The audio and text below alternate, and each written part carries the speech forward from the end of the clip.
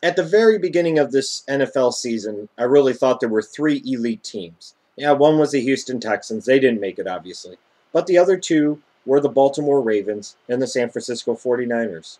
Well, what do you know? We've got the Har Bowl. We've got the Ravens versus the 49ers in Super Bowl 47. I'm really looking forward to this game. Hopefully, it's an exciting game, and to me, I'll have a lot of fun watching it this Sunday night. Now it's time for me to kind of give you my thoughts on what I expect out of this big game and ultimately give you my prediction about who's going to win and why. Let's take a look at how both of these teams got to this moment. We'll start off with the Baltimore Ravens. They were very impressive during the first 3 quarters of the season or so. They started off 9-2. They had the one really bad loss where they got boat raced by Houston, but in general, I still really liked a lot of what I saw out of this Baltimore Ravens team. But they faded very badly late in the year, and they had to beat the New York Giants just to even ensure that they would win the AFC North, and they did. They ended up finishing 10-6, got their home playoff game, but this was not a team heading into the playoffs that you could realistically have a lot of expectations for unless they caught fire. But we've seen this in recent years. There's precedent for this, whether it be the 2011 New York Giants, the 2010 Green Bay Packers, the 2005 Pittsburgh Steelers. Teams that kind of scuffle their way into the playoffs, barely get in, but once they get in, boy, oh boy, I tell you what, they catch fire and they play like world beaters. When you look at the playoffs so far for the Baltimore Ravens, they kind of look like world beaters. They handled the Colts pretty well at home, 24-9. Then they went on the road in a tough place to play in Denver, and in double overtime beat the Denver Broncos 38-35. And then they go to Foxborough and beat Belichick and Brady and the Patriots 28-13, and really just ran them out of their own stadium in the second half, quite frankly. And part of the reason for that is the very strong play in the playoffs, in particular, of Joe Flacco. This is a guy that's thrown for 8 touchdown passes and no interceptions in 3 playoff games. When you've got a quarterback that is throwing, whether it be Indy, he threw for over 280 yards. Denver, he threw for over 330 yards. New England, he threw for 240 yards. But when you've got a quarterback, 2 touchdowns, no picks. 3 touchdowns, no picks. 3 touchdowns, no picks. Boy, oh boy, that's very impressive. And especially when you're talking about a Flacco who in 3 weeks' time had to beat Andrew Luck, who's going to be a franchise quarterback. He beat Peyton Manning, one of the all-time greats. And then he beat Tom Brady, one of the all-time greats. And those last two, the 2 first-ballot Hall of Famers, he outplayed them and beat them in their houses. Fantastic stuff. Flacco's having a phenomenal postseason, to the point where if he goes out and plays great in the Super Bowl, you could argue maybe the single greatest postseason for a quarterback in NFL history, or one of them for sure. The San Francisco 49ers, after the disappointing loss in the NFC Championship game last year, the New York Giants, most people assumed that this was the team to beat ultimately in the NFC and really viewed them as a Super Bowl contender, but people really weren't sure if Alex Smith was going to be the guy to get them there or not. Well, as we found out, the Niners were a legit Super Bowl contender, but Alex Smith wasn't the guy to get him there. They made the change mid-season. Imagine that. The Chicago Bears once again getting somebody started off hot on their road to the Super Bowl, just like they did with the Steelers in 2005, just like they did with the Packers in 2010. They made Kaepernick look like a god, and he hasn't looked back since. The 49ers, ended up finishing the season 11-4-1 in the playoffs. They beat Green Bay relatively handily, 45-31. Against Atlanta, though, they were a little concerning to watch because they fell down 17-0. They looked like they were going to get run out of Atlanta. But then they got their composure, managed to come back, and end up winning the game on the road 28-24. Kaepernick in the playoffs, I don't think has been as good as Flacco. Obviously, he had that beastly game against Green Bay, who just had no answers for him. He had 263 yards and 2 touchdowns through the air, 181 yards rushing, and 2 touchdowns on the ground. Atlanta did a much better job of containing Kaepernick in terms of his ability to run the ball. And I thought, really, they did a good job of containing him pretty much most of the first half. It was the second half when the Niners' running game started to get going and Kaepernick started to relax and calm down, that he became much more efficient. So 2 teams that kind of took different paths here. But boy, this is a lot of fun to think about. 2 brothers as head coaches facing off against each other in the Super Bowl. Now let's take a look at the matchups heading into this big game. Now looking at some of the unit-by-unit matchups, we'll start off with the Ravens rushing game versus the San Francisco 49ers rush defense. I think there's an advantage here to the 49ers. They have one of the best rush defenses in all of the NFL. It's one of the things I think that really helped them be able to come back and win in the NFC Championship game against the Falcons, because the Falcons just couldn't run the ball on the 49ers in the second half. The Ravens have this kind of aura about them, and have had it for many years, that they are a power running team, and they have a nice 1-2 power running combination of Ray Rice and Bernard Pierce, don't get me wrong. But this is a team that was good running the ball, had some really good games running the ball, but other games, not so much.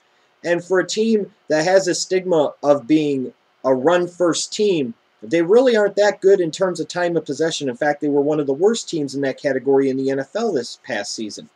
You look at the Ravens' pass offense versus San Francisco's pass defense. I think, again, the advantage here goes to the 49ers, but it's not as big as you might think. The Ravens are kind of middle of the road in the regular season in terms of a passing team, where the 49ers are one of the best pass defenses in the NFL.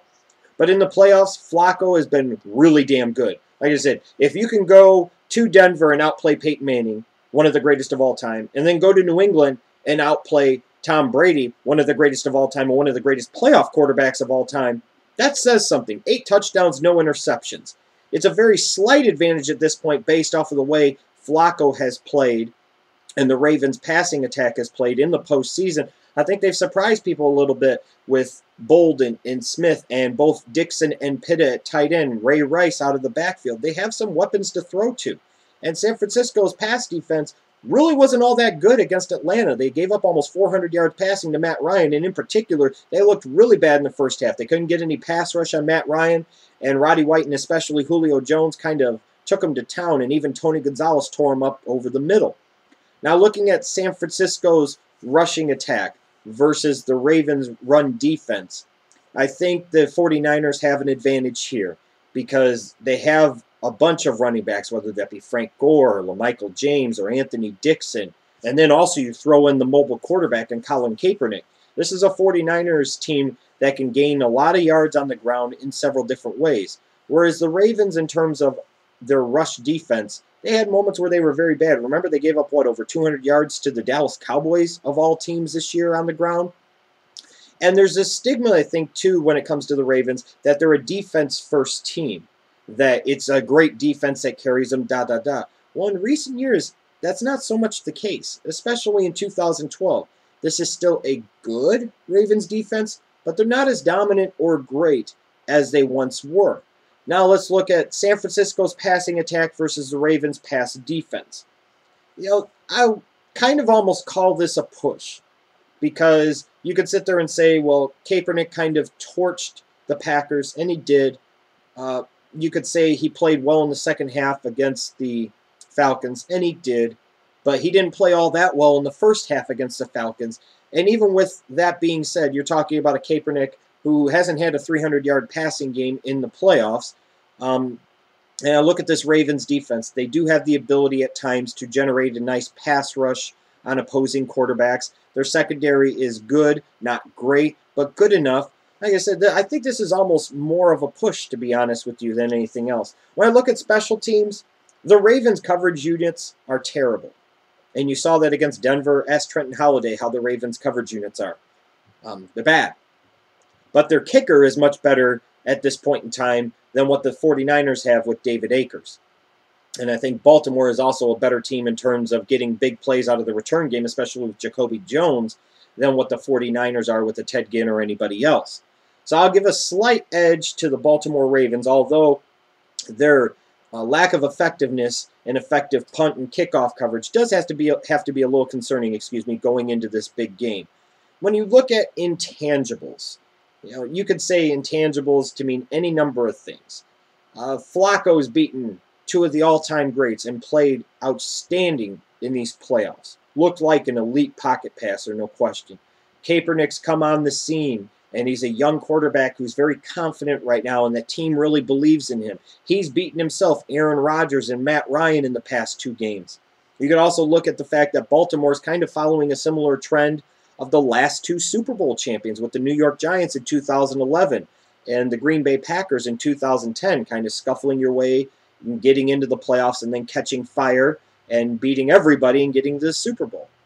So you look at the intangibles, or the X factors, there's things on both sides that could really indicate, if you want to, depending on your perspective, that the Ravens should win this game or the 49ers should win this game.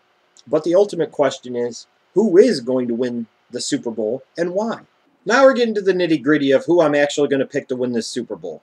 But before I do that, I want to point out a couple of disturbing trends that each team had during the regular season.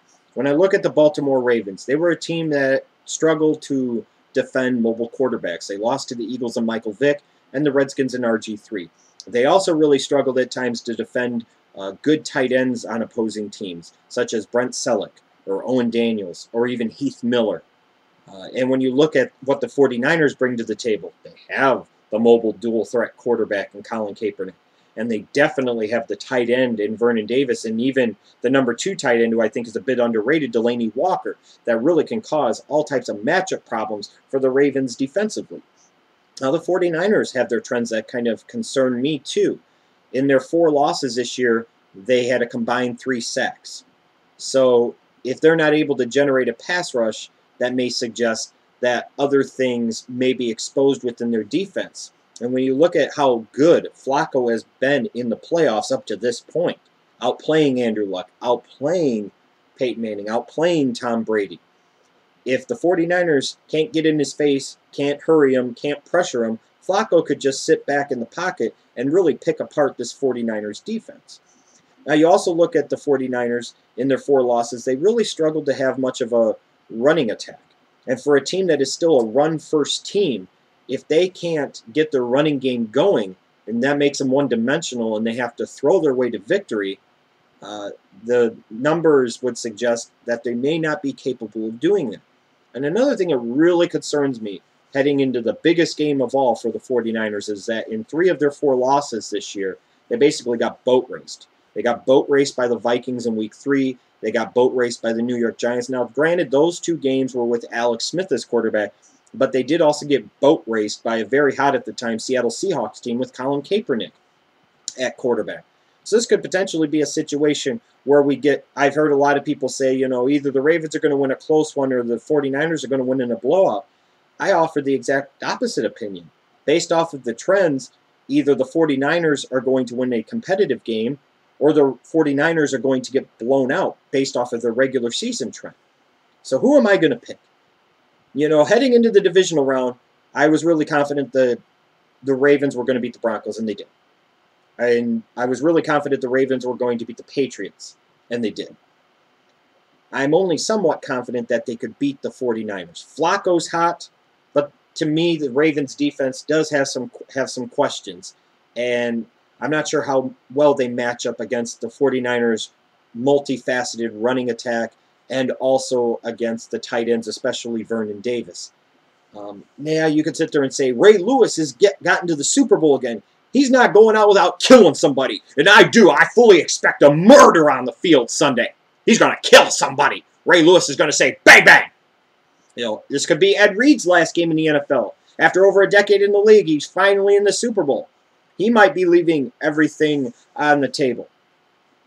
But I look at this 49ers team, and there's just something about them. I felt very, very early on in the year that they were the best team in the NFC and were going to represent them in the Super Bowl, and they're there.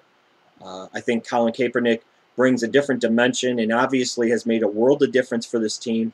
I think the 49ers just flat out are a more balanced, more complete, all-around football team.